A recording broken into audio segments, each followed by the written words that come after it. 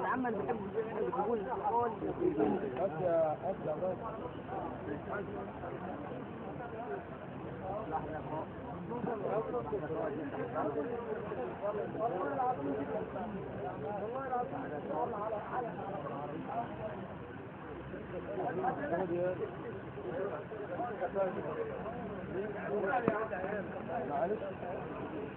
سبحان من رفع السماء بقدرته وبسط الارض بقوته سبحانه وتعالى الذي اختص سيدنا ميكائيل عليه السلام لقدرته واختص سيدنا جبريل لرسالته ورسالته القرآن واختص ملك الموت لقدرته فإنا لله وإنا إليه راجعون واختص سيدنا إسرافيل بنحمته نبئوني عن الكرسي وعظمته بل نبئوني عن العرش وحملته بل نبئوني عن سيدنا نوح عليه السلام الذي عاش 1475 عاما ولكنه دعا قومه لقول لا اله الا الله 1000 سنه الا 50 عام. لما سئل عن الدنيا قال هي دار لها بنات دخلت من الاول وخرجت من الثاني. بل نبئوني عن سيدنا شعيب وفتاحته بل نبئوني عن قارون لما خرج على قومه في ابهج ابنه وتكبر على الله كيف كانت نهايته. بل نبئوني عن فرعون الملعون وضخامه جثته كيف كانت نهايته.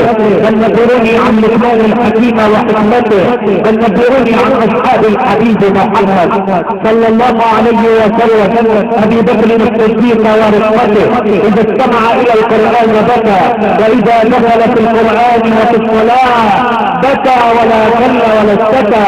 بل نبئوني عن الفاروق عمر وقوته. بل نبئوني عن عثمان بن عفان وعفته ورفقته. بل نبئوني عن علي بن ابي طالب وشجاعته وفتوته. بل نبئوني عن آل بيت الحبيب محمد صلى الله عليه وسلم وآله وعترته الذي علمنا كيف نلقن موتانا ونغسل ونكفن موتانا ونصلي 4 تكبيرات على الأموات لا ركوع ولا سجود بهم لأن الركوع والسجود لرافع الصلوات ويحمد الله عباد الله. فقط الإيمان والإسلام أشكركم باسم عائلات إبراهيم محمد وعائلات أبي تلتكي جميعا ونتواصل بالعطاء المبتد مع قارئ الكريم أسعد بلقائه يومين متتاليين مولاي سماحة الشيخ محمد حسن الخياط مؤدب في كل مكان وشيخ عزم اللسان إذا دلت في مكان لسانه وإذا تلا من آيات كتاب رب العالمين تقاطرت الآيات والكلمات والحروف شهدا على لسانه لأنها تعلق كيف يجلد ويقرأ القرآن. بيت قرآن ينبوعه ليل نهار يتنفسون القرآن. آل الخياط الكرام استمعنا فاقوت شرقية فهيا مع فقرة الرائد نورية الاسم العربية والعالم الإسلامي مولاي سماحة الشيخ محمد حسن الخياط معها تستمع إلى نقل المقامات وهو يجيد تلاوة القرآن نفس طويل حكم وقرار خفيف. أسأل الله أن يحفظه دنيا ودين بالقرآن وأن يرحم الوالد الحاج عبد الحميد وأن يسكنه فتيح الجنات. اللهم تقدم.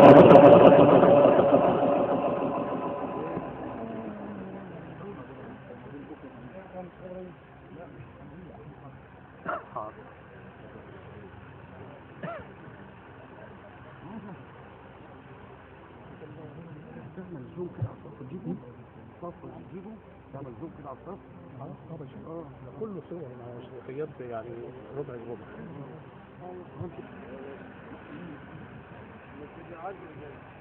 أعوذ بالله من الشيطان الرجيم.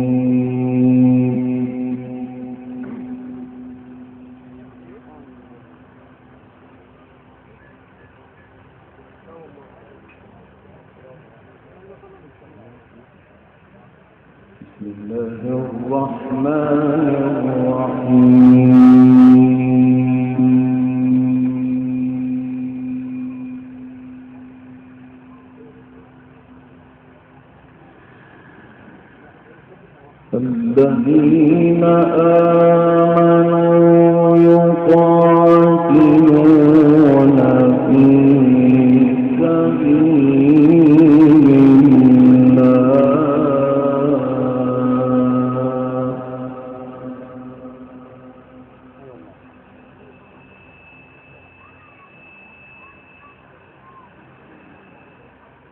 والذين كفروا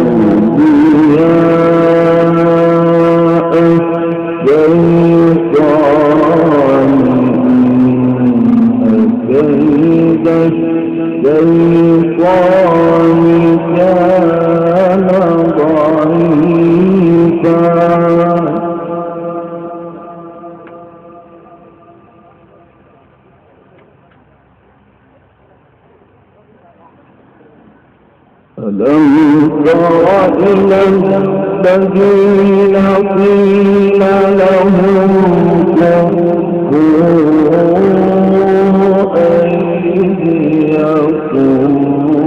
وأقيموا الصلاة وآتوا الزكاة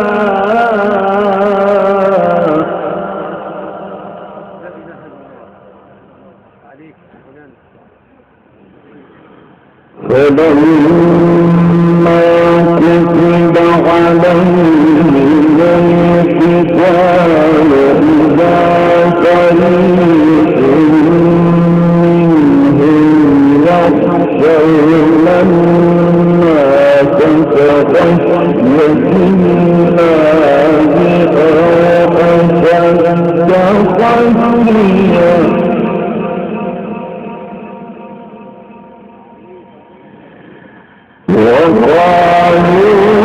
أو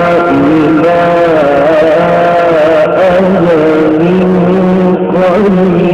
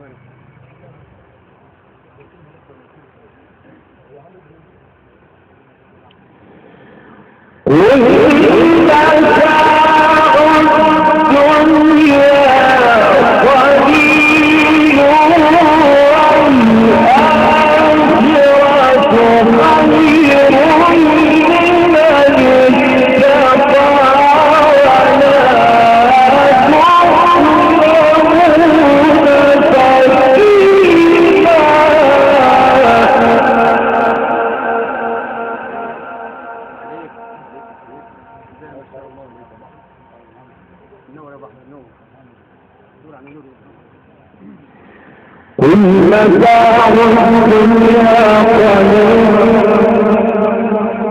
قل متاع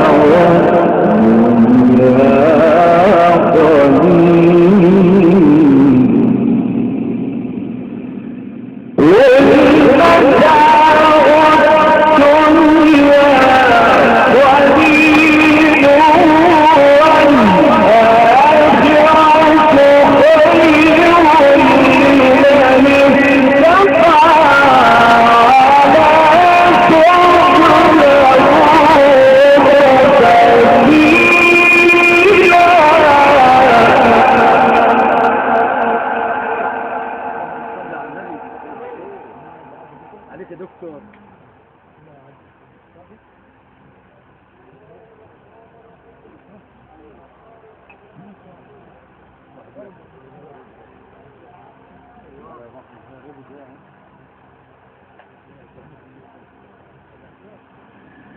أينما تكونوا يدرككم الموت ولو كنتم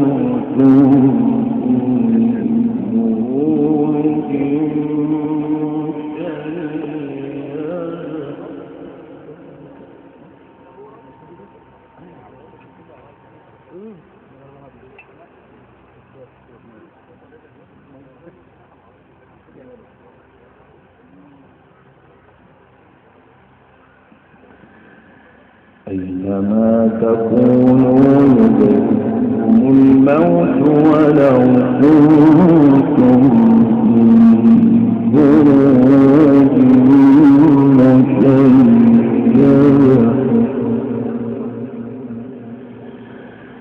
وإن تصبهم حسنة